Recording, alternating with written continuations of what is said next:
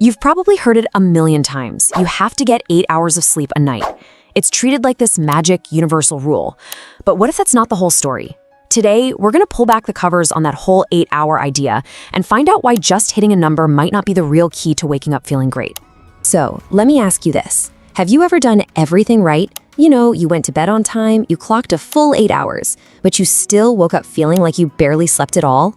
If you're nodding your head right now, you are definitely not alone. And that feeling, that frustration, it's a huge clue that there's something more going on than just the time you spend in bed. And here's the core idea we're going to unpack. Sleep isn't just about counting hours on a clock. It's a deep, complex biological process. You got to think of it less like punching a time card and more like your body's essential all-night repair crew finally getting to work.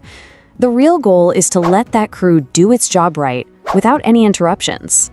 So where did this magic number even come from anyway? Well, it started out as a well-meaning public health guideline, basically a simple, catchy rule for the general public. And this shoe size analogy, it's perfect. An average size works for a lot of people, for sure, but it's definitely not a perfect fit for everyone. Your real sleep needs are way more personal than that. Okay, so if the number of hours isn't the main thing we should be chasing, then what is? This brings us to probably the most important distinction in all of sleep science, the difference between quantity and quality. It's not just about how long you're asleep, it's about how restorative and powerful that time really is. So on one side, you've got quantity, that's just the raw number of hours you're out. But on the other, you've got quality, and that's all about how well you're moving through the different crucial stages of sleep. And honestly, the science is crystal clear on this. 7 hours of deep, uninterrupted, high-quality sleep is way, way better than 8 hours of restless, fragmented sleep. I absolutely love this analogy. Your sleep isn't just one long, boring event. It's more like a structured performance, a play with different acts. Now, imagine you're watching that play, but people keep getting up, the lights flicker on and off. You're gonna miss the best and most important scenes, right? That's exactly what happens with poor quality sleep. So the first critical act in this play is deep sleep. This is where the real heavy lifting happens for your body. Think of it as the physical repair shop. Your immune system gets a major boost, cells and tissues get repaired. You're basically being physically rebuilt for the next day. And right after that, you get to REM sleep. Now, if deep sleep is for the body, REM sleep is the night shift for your brain. This is the mind's workshop. It's where you process all the emotions from the day, where you file away important memories, and of course, where your wildest dreams happen. It is absolutely essential for your mental health.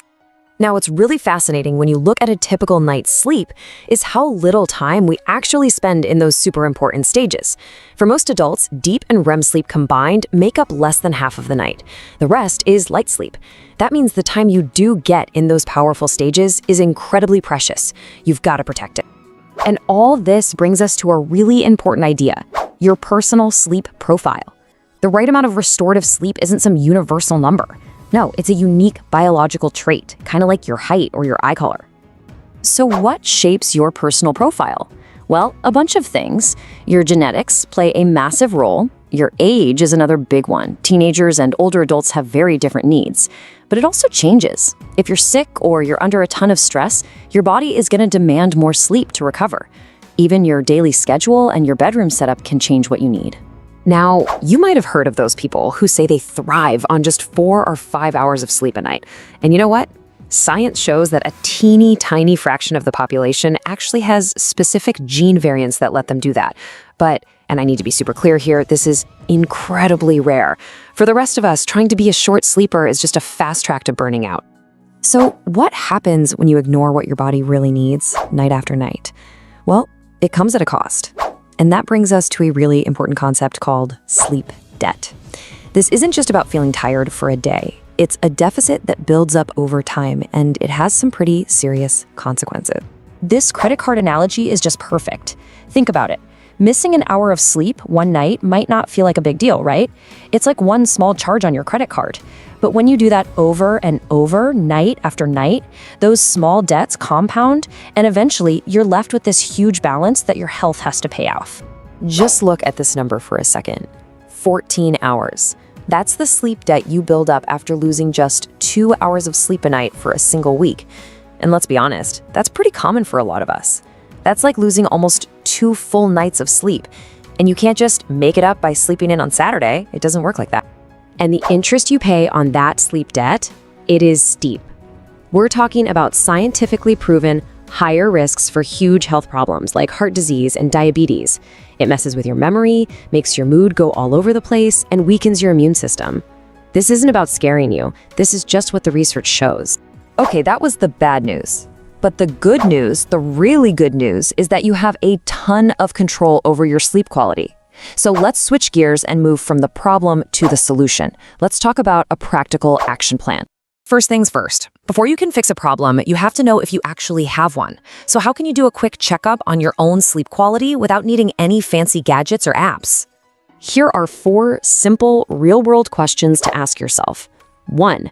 Are you depending on caffeine to feel human during the day? 2. Do you have to sleep in for hours on the weekend just to catch up? 3. Have you been feeling more irritable or forgetful lately? And 4, a big one, do you snore really loudly or gasp for air at night? Any of those are red flags that your sleep quality needs some attention. So, what can you actually do? Let's start with your environment. You want to turn your bedroom into a cave. Make it as dark, quiet, and cool as you possibly can. Consistency is also huge. Sticking to a regular sleep and wake time, yes, even on weekends, anchors your body's internal clock. And a great way to set that clock is to get some bright sunlight first thing in the morning. It's a powerful signal. Beyond that, look at your daily habits. Give yourself a buffer zone before bed to just wind down, away from work emails and bright phone screens. Watch out for stimulants like caffeine, especially in the afternoon. And look, if you try all these things and you're still just exhausted all the time, please go see a professional. Sleep specialists are there for a reason. Let's wrap up with this final thought. In our culture that's all about hustle and grinding, choosing to protect your sleep can sometimes feel like you're being lazy or unproductive, but it's neither. It's one of the most important things you can do. It's essential biological maintenance for your body and your brain. So, I'll leave you with this question. Based on everything we've talked about, what is one small thing, one tiny change you can make to protect your sleep tonight? Maybe it's putting your phone down 30 minutes earlier. Maybe it's making your room a little bit cooler. Whatever it is, that one small step is how you start taking back your rest. Thanks for tuning in.